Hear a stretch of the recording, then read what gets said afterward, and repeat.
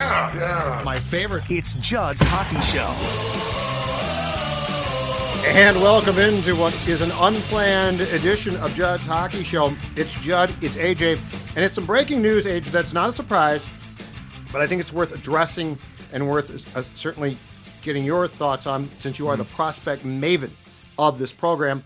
And that is the fact that we got the announcement today that 21-year-old Russian Danila Yurov, it's small D-A-H-N-E-E-L-A-A-H, so just a Danila Yurov. Danila, yeah. It rolls off the tongue. It definitely does. Has signed his 3-year entry-level contract, $950,000 AAV with the Wild. Of course, he's been talked about a lot. First-round pick, 24th overall by the team in 2022. One interesting thing about this, according to the Athletic story, is that he does have what is called the European out clause in the contract, that if he doesn't make the team out of camp, allows him to be loaned back to his KHL team from where he's coming from. And that out clause lasts the entirety of the contract. So the expectation clearly is that he is going to start the season, age, with the Wild. Bill Guerin did a very brief Zoom call today in which he said he can play the wing, but the expectation is, or he is going to start in training camp at center. So with that being said, you tell me, because certainly we have talked about, and going back to Bill Guerin's end of the season presser, he's talked a ton about the center position, the importance of adding there. How does this, if it does at all, how does this addition now being official change things as far as the Wild's pursuit of a center, and where do you expect him to slot in potentially on opening night? This still, to me, it makes me think that they're still going to be heavy in for a center in this offseason, whether through free agency or trade. But I will say I do like what Yurov brings to the table at the center position. He, for the long time, played the wing, but then a lot of the early scouting on him, even as he was 16, 17, heading into that kind of 18 draft eligible year, was he's a great two-way player. He's good in all three zones. And like, for the certain way that I think maybe he was being used initially with his KHL team was, we want to score. We want you to get up there and score. But he was, frankly, like, it's the opposite of the problem that I feel like a lot of NHL teams run into, whereas they have a guy that, in this case, is just very capable in all three areas of the ice, where the move to center has actually helped him. He's been working, from my understanding, on faceoffs, which was his big deficiency after the move. And it's tough. It's just tough to find, like, on these Russian sites, because you go to the translate, but then you don't know, are we looking at shooting percentage? Am I looking at faceoff percentage? I don't know. So I frankly have no idea how much better he's gotten at faceoffs, but from my understanding, he is more of a playmaker than a scorer. He plays very well in and out of play, in and out of space. He's got a transition game that's good. He drives the tempo, and his give and goes are fantastic. And his hockey IQ, I think, for his age, being 21 in a very professional league like the KHL, is exceptional. The stuff he does kind of away from the puck is what really shows why he was one. It was weird because he slipped, I think, further than people expected him to, which is why the Wild were so stuck on, all right, we're going to stay and pick this guy at 24. Cause that was the same. If you remember, I believe the Ogren draft, where they took him, I want to say in the early teens. And then there was, okay, do they want to trade back here? But then Europe kept slipping. Boom, they pick him. And I mean, now I think it looks like a fantastic pick if all of what we're being told and have seen kind of comes to fruition here. Where his role starts off, Judd, and the European out clause, like you were talking about, it lasts the entirety of the contract, which is weird from my understanding. Usually it's like the first season, like their rookie year, and then after that, okay, it goes away. I think that was more of they're confident that he is going to stay with the big club regardless. There's really there's no scare of him having to go down to the minor leagues for any reason, to where, yeah, if that makes you feel more confident about coming over, we'll throw it in for that entire first contract. We don't really care. We know you're going to be here. He's going to be a third line center. There should be no fourth line minutes for this guy. But I do think that, like, his ceiling, even in his first year, depending on how quickly he adjusts to the North American NHL style game, you could see him on a night where maybe needed, get bumped up to the second line, maybe not at the center position, but at the wing, given like there's an injury. They bring up Devin Shore again. He's now your fourth line. Goudreau bumps up to third. And then all of a sudden now you're going to have him filling on the wing for a game or two while somebody comes back. The way that he plays, 6'1", his last official weight was, I think, 180. I bet you with this season or the off season, I think the article that Russo and Smith put out on The Athletic said he's going to spend some time in Connecticut.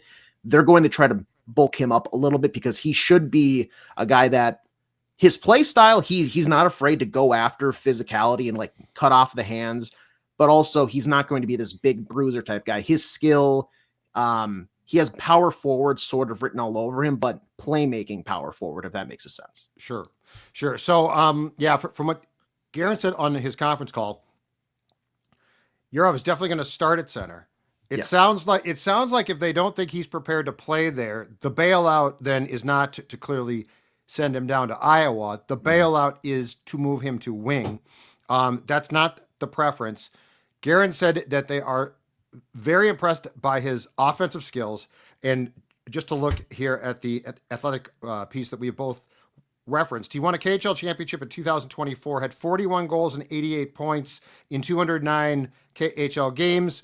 He led his team in the championship season with 21 goals and 49 points in 62 games and broke the KHL's all-time under-21 scoring record that had been held by Tarasenko, who, of course, was a star for the Blues and is now an aging player. I think he was with Detroit this past season. Yes. So Guerin was asked about Yurov's defensive play, and he said it's hard to tell because he said the KHL is a very good league, but it's not this league. And so there's some I think what they don't know is how does that translate? And you can't be, so the problem is this, you can't be a center in this league, like a third line guy especially, but you can't be a successful center unless you are defensively responsible. Yeah. You can be a wing. So I think all of those things definitely lead to the expectation that he's going to be here to start the season. I guess my question at the end of the day is, ideally, so let's say Rossi's gone because I think he's gone. And again, I don't like that, but I just think he's gone. Yeah. So let's say he's gone. So player X, who we don't know yet, at center, Joel Eriksson Ek at center, Yurov third line center, Goudreau fourth line. Does that track? Does that make sense as far as what the expectation internally with the Wild is? Because we might not believe that Rossi should be gone, but it sounds like with his contract ask and the fact that they're just not that high on him, I don't think it's realistic to have a conversation that includes him unless something changes drastically. Yeah, and that order that you're saying sounds right to me. And I think the Eriksson Ek 1C, player X 2C, that potentially could be flip-flop depending on just the quality of center that they sign/trade for.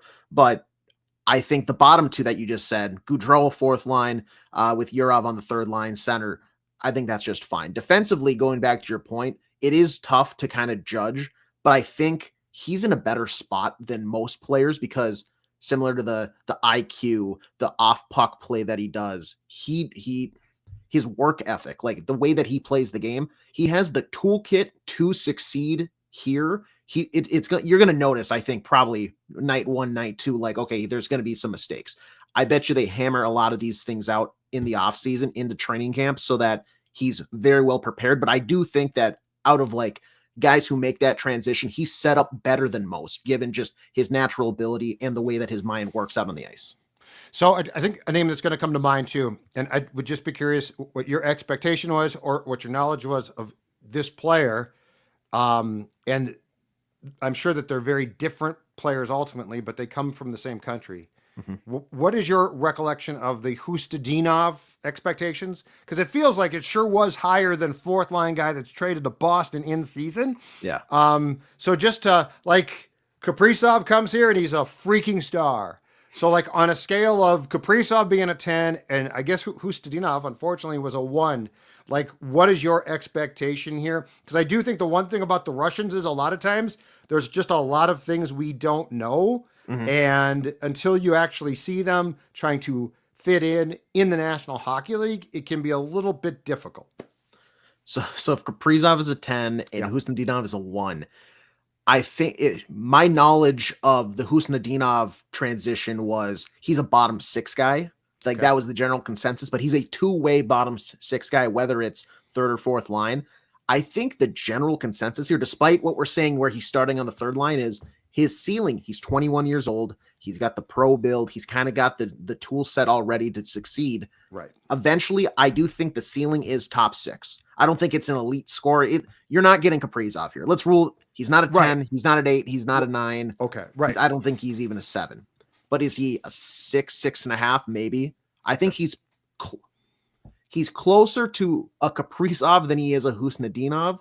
But I would say the scoring ability, and I say that the scoring ability, let's pump the brakes there. Like, I think he's more of a playmaker than and granted, Krill's a fantastic, like just a magnificent playmaker. Yeah. But shooting wise, he has a smooth shot. Like he knows how it doesn't look clunky at all, but it's not like he's going to wow you with his wicked wrister. I think it's the stuff outside of the scoring that's really going to make you think, wow, this guy's a good hockey player. I'd put it at like a 5 or 6. Like, okay. Because he starts off as, to your point, a bottom 6 guy. Yes, and that's like why Kaprizov was going to be a top line. Like from the first training camp, it's like, okay, you're set. He's not going to come here, start a text thread accidentally, and include every player and say, "Don't put me with the bad, terrible players. I only want to play with the good." Why am I effing with these guys? Yes, exactly. And so Yurov did have a bit of a down year this past season. 13 goals and 25 points in 46 games. He was coming off shoulder surgery after the previous season, and then hurt his ankle late in the season. Yes. And so he was slowed. Shoulders scare me a little bit, not a ton, little bit. But yeah, if you look at his 2024-25 production, it's not great, but I guess it's explainable because he was banged up. Yeah, I mean, you say that, but also if you look at their team scoring for the season, he finished 9th in total points. He had 25 on the year. You had a 26, 27, 32, 34. So like, and the top scorer was 42 points by Robin Press, a defenseman. The only other like notable, somewhat prospecty guy is Roman Kantsarov, who is a winger who's with the Blackhawks, like in their farm system. But when you think about it, he played 46 games, and granted, Kantsarov had 38 points compared to his 25 in one more game. Everybody else that I listed between those two either played 64, 61, or 65 games. Like he was producing at a point per game rate closer to like a top 3 or 4 for the team, but just ankle surgery, coming off of that shoulder surgery, and from very low like PI work in terms of like just Googling it and seeing like what it was. From my understanding, based on reports from Russia and very rough Google Translate, which is there's no risk of like a higher re-injury post these surgeries. Look at you coming through. But yeah, the next up, Russian classes. Duolingo. I might have to.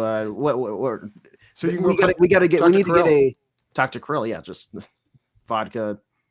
Oh yeah, Moscow on the Hill, outstanding. Yeah, absolutely, outstanding. So yeah, so that's the story. Again, breaking news today because the contract is signed, but it has been expected. But it does become an important ingredient in what the Wild's off-season plan might be. It certainly does not change the splash moves, but it definitely changes the depth moves and ideas there. And right now, dare I say it, the Wild has too many centers. They have too many centers. They have no number 1 center, but they have too many centers. So that's it. Judd's Hockey Show. AJ, Judd, we will see you soon.